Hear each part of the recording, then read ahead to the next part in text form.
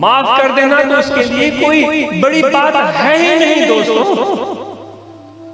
कभी भी मायूस मत होना उस रब्बुल आलमीन की जात से। हजरत ज़ुन्नून मिस्री रज़ी अल्लाह तआला अन्हु बड़े अज़ीम शान गुजरे हैं, बगदाद के रहने वाले। गालिबन वो गुलामाना जिंदगी बसर करते थे।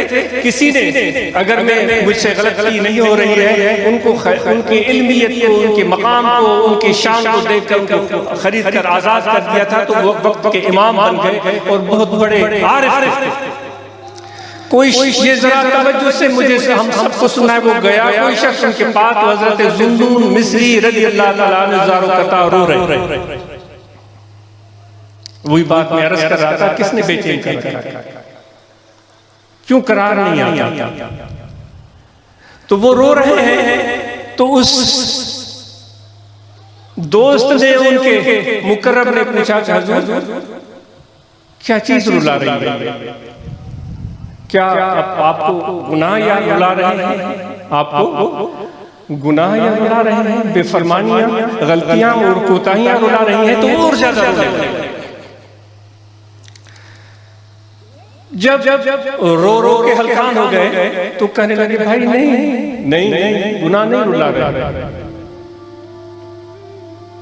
क्योंकि मुझे पता है कि मेरा रब इतना सखी और मेहरबान है कि मेरे गुनाह तो उसकी रहमत के आगे राई के दाने जितने भी नहीं है, कुछ भी नहीं।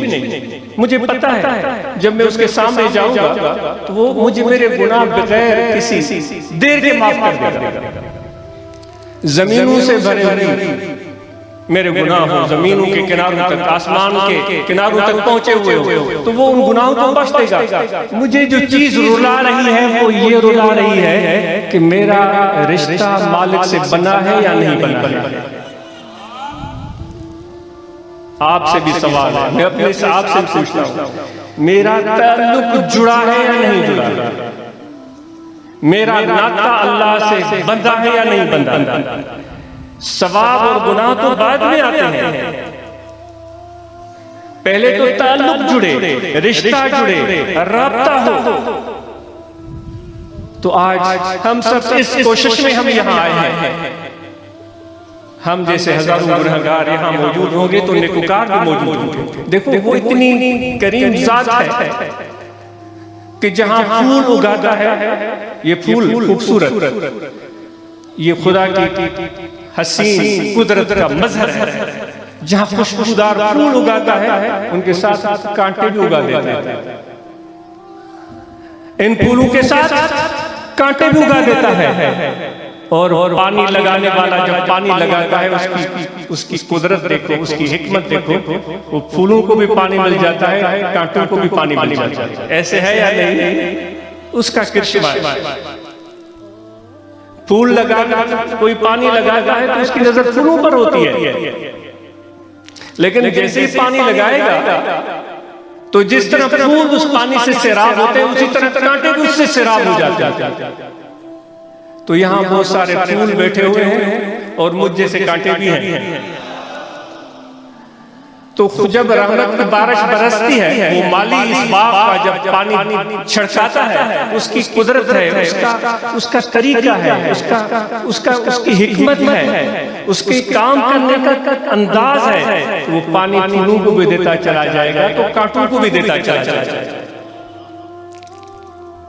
तो इसलिए कभी भी अल्लाह की रहमत से कोई भी महरूम नहीं रहता, सिवा उस शख्स के कि जो अल्लाह की दरबार में उम्मीद को तोड़ देता है और मायूसी उसके दिल में घर कर लेती है।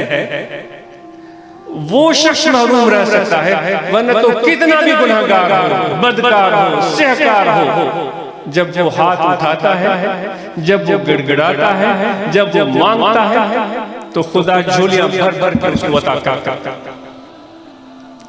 तो यहाँ जितने भी हम बैठे हुए हैं, तो इनमें जितने भी खुदा के प्यारे हैं, उन पर रहमत की बारिश बरस रही है। तो जो गुनहगार है वो भी उससे सैराब हो रहे। यही तो जमात में बैठने का फायदा है।